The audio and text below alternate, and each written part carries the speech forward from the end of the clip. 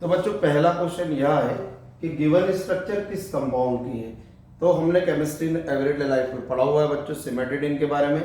यह structure cimetidine की है और सिमेटिडिन जो होता है वो एंटा एसिड के फॉर्म में यूज किया जाता है। चलिए बच्चों आइए क्वेश्चन नंबर सेकंड हम देखते हैं। इस क्वेश्चन ये है कि इनमें से कौन सा कंडेंसेशन पॉलीमर नहीं है। तो बच्चों ब्यूनाइन के बारे में तुमने पढ़ा होगा कि ब्यूटाडाइन और एक्राइलोनाइट्राइल के एडिशन से बनता है, मतलब ये एक एडिशन पॉलीमर है, कंडेंसेशन नहीं है। तो इसका आंसर होगा ब्यूनाइन। क्वेश्चन ये है कि इनमें से कौन सी गैस ग्लोबल वार्मिंग कॉज नहीं करती है। बहुत ही आसान सा क्वेश्चन है। तो बच्चों हम सभी जानते हैं कि नाइट्रोजन गैस हमारी एयर में होती है बहुत ज्यादा मात्रा में, और nitrogen gas global warming cause नहीं करती है। तो यही इसका आंसर है, नाइट्रोजन गैस। तो बच्चों हमें 3 कार्बोकेटाइन दिए हैं और हमें इनकी स्टेबिलिटी का ऑर्डर बताना है, ठीक है।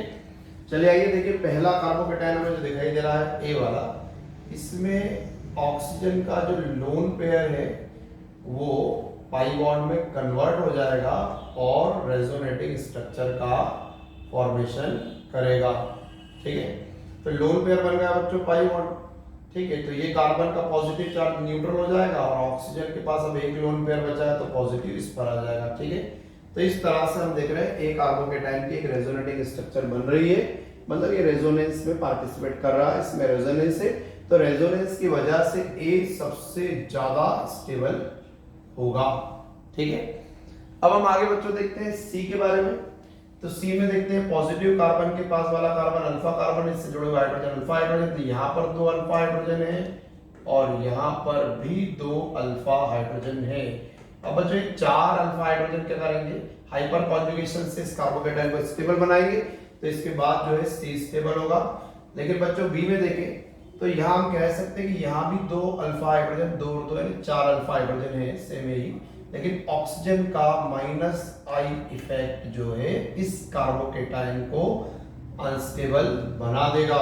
तो सबसे कम स्टेबल रहेगा बी, ठीक है। तो हम देख रहे हैं सी वाला ऑप्शन जो है उसका सही रहेगा। चलिए आइए क्वेश्चन नंबर 5 हम देखते हैं। इसमें हमें दिया है सेकेंडरी अल्कोहल और इसकी रिएक्शन कराई है पीसीसी से, मींस पाइरिडिनियम क्लोरोब्रोमेट। और बच्चों ये रिएजेंट क्या काम करता है कि CHOH ग्रुप को C डबल बॉन्ड O में ऑक्सीडाइज कर देता है। तो पीसीसी से रिएक्शन कराएंगे तो जहां पर है CHOH ग्रुप वहां हमें मिल जाएगा C डबल बॉन्ड O, ठीक है। देखिए CHOH को ऑक्सीडाइज कर दिया गया है C डबल बॉन्ड O में, बाकी बच्चों एज इट इज रहेगा। तो इस तरह से हमें कीटोन मिल रहा है, इस तरह से हमें कीटोन मिल रहा है, ठीक है। तो कीटोन मिला है और अब हम इसकी रिएक्शन कराएंगे आयोडीन और NaOH से। तो अगर हम इसकी रिएक्शन आयोडीन और NaOH से कराते हैं तो बच्चों ये आयोडोफॉर्म रिएक्शन होती है, हमें पता होगा। और इस रिएक्शन में जो CH3 वाला पार्ट है वो तो बन जाता है आयोडोफॉर्म, ठीक है, हमें याद होगा। और बाकी जो CO होता है इससे ONA कनेक्ट हो जाता है। चलिए आइए हम इसको ऐड करके बता देते हैं। तो CH3 तो CH3 जो है CHI3 बन जाएगा, हाइड्रोफॉर्म बन जाएगा और C डबल बॉन्ड O से ONA जुड़ जाएगा। इस तरह से बच्चों sodium salt of carboxylic acid हमें मिल रहा है, sodium salt of carboxylic acid हमें मिल रहा है, ठीक है। अब हम इसकी रिएक्शन कराएंगे H+ से एसिड से। तो बच्चों अगर H+ से रिएक्शन कराएंगे तो ये जो COONA ग्रुप है वो COOH में चेंज हो जाएगा, मतलब यहाँ बन जाएगा कार्बोक्सिलिक एसिड, ठीक है। यहाँ जो COONA है वो COOH यानी कार्बोक्सिलिक ग्रुप में कन्वर्ट हो जाएगा। चलिए आइए हम इसे लिख लेते हैं, ठीक है। अब इसके बाद क्या करना है हमें, तो देखिए बच्चों इस कंपाउंड की रिएक्शन सोडा लाइम के साथ इसे गर्म करना है। तो हम जो है सोडा लाइम होता है NaOH और CaOH के साथ हम गर्म करेंगे। तो मैं याद है बच्चों सोडा लाइम के साथ गर्म करते हैं तो ये CO2 निकल जाता है, ध्यान दीजिए CO2 निकल जाएगा। ये रिएक्शन डिकार्बोक्सिलेशन रिएक्शन कहलाती है। CO2 को अगर निकाल दिया जाए तो फिर हम देखते हैं बच्चों यहाँ बनेगा CH3, तो CH3, ठीक है। और आगे क्या हो जाएगा देखिए CH डबल बॉन्ड CH3। ठीक है, अब ये जो कंपाउंड बना है वो अल्कीन है, इसका नेमिंग क्या होगा तो हम नंबर करते हैं।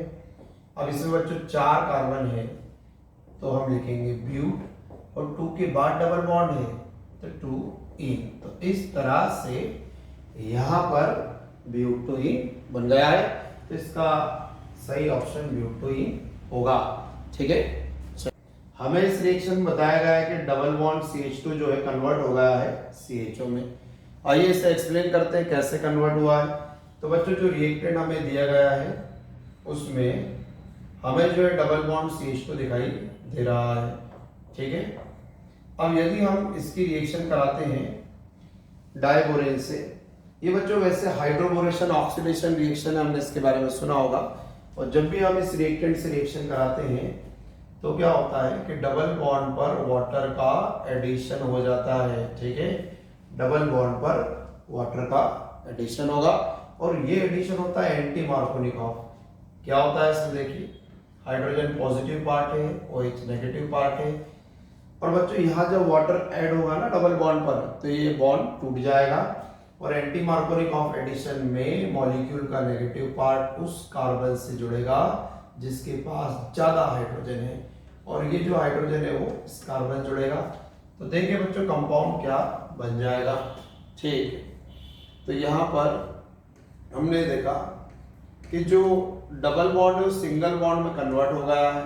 ठीक है, हाइड्रोजन जो है इस कार्बन जुड़ा है OH जुड़ जाएगा CH2 से। ठीक है, चलिए प्राइमरी अल्कोहलिक ग्रुप मिला है हमें। इसके बाद हम रिएक्शन कराते हैं PCC से, और बच्चों एक PCC एक स्पेशल रिएजेंट होता है, इसका नाम है पाइरिडिनियम क्लोरोक्रोमेट। और हमें याद होगा बच्चों PCC जो है वो प्राइमरी अल्कोहलिक ग्रुप को एल्डिहाइड ग्रुप में चेंज कर देता है। ठीक है, तो ये स्पेशल रिएजेंट होता है, बहुत ही फेमस रिएजेंट है, ये प्राइमरी अल्कोहल ग्रुप को CHO ग्रुप में चेंज कर देता है। इस तरह बच्चों इस रिएक्टेंट से अगर यहाँ प्रोडक्ट हमें चाहिए तो 2 रिएजेंट हमें अप्लाई करना पड़ेंगे। हमें पहला करना पड़ेगा हाइड्रोबोरेशन ऑक्सीडेशन, उसके बाद PCC अप्लाई करेंगे। ठीक है, तो बच्चों आइए क्वेश्चन नंबर 7 देखिए। इस क्वेश्चन में कहा गया है कि जब हम इस कंपाउंड की रिएक्शन एक्वस NH से कराएंगे और जो प्रोडक्ट बनेगा उस प्रोडक्ट में कितने पाई इलेक्ट्रॉन होंगे, मतलब हमें बच्चों प्रोडक्ट में पाई इलेक्ट्रॉन काउंट करना है। ठीक है, आइए हम इस रिएक्शन को देखते हैं। तो इसमें रिएक्टेंट की रिएक्शन हो रही है एक्वस NH से, और बच्चों हमें याद होगा कि जो एक्वस NH होता है वो OH माइनस आयन प्रोड्यूस करता है, और ये जो OH माइनस है वो क्या है बच्चों, न्यूक्लियोफाइल।